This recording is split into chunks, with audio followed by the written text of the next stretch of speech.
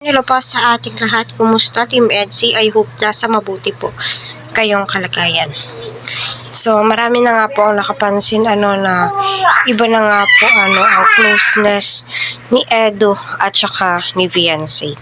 Sila lang daw po ang naiiba sa rehearsal.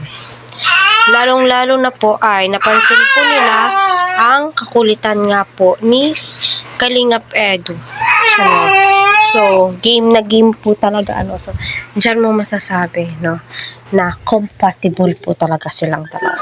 Sana all, diba? Supportive din po itong si Viancy at saka lahat ng Kalingap na nandoon, makikita mo po talaga yung effort nilang lahat, sa totoo lang. Mapapasana all ka na lamang po talaga sa kanilang lahat, diba? So, ayun na nga po, At saka may nagsasabi na sa kabila ng kasiyahan ay may nagsiselos daw sa Team EDSI. Kaya nga po nag-aalburuto daw siya dahil nga po nagsiselos siya. So, isa lamang po yung haka-haka para sa akin. Walang dapat ipagselos, diba? Maging supportive na lang po tayo kung ano po yung mga nakikita natin, diba? Kasi equal po yan silang lahat diba? Yung pagsuporta, pagmamahal ng Team Kalingap, equal po yan sila. Although may mga kanya-kanya po yan silang beneficiary. Pero pantay-pantay po yung pagtingin po nila.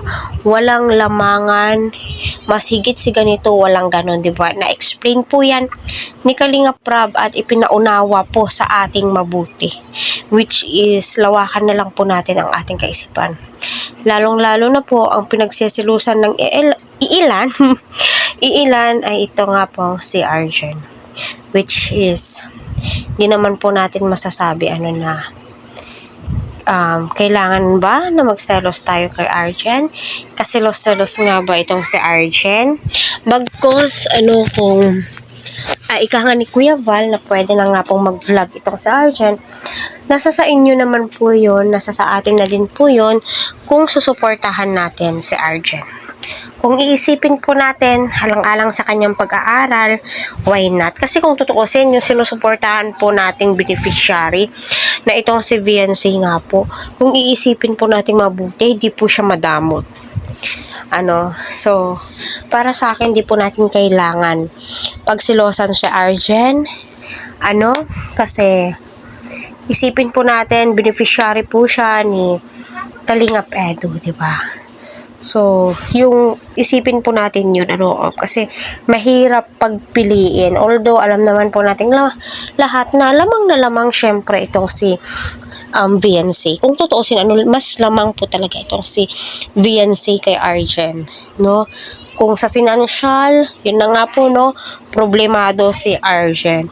Si Viancy, masasabi ko naman po, stable na po siya, diba? Pero, never mo pong nakitaan na si Viancy nagmataas, na ipinagmalaki po yun.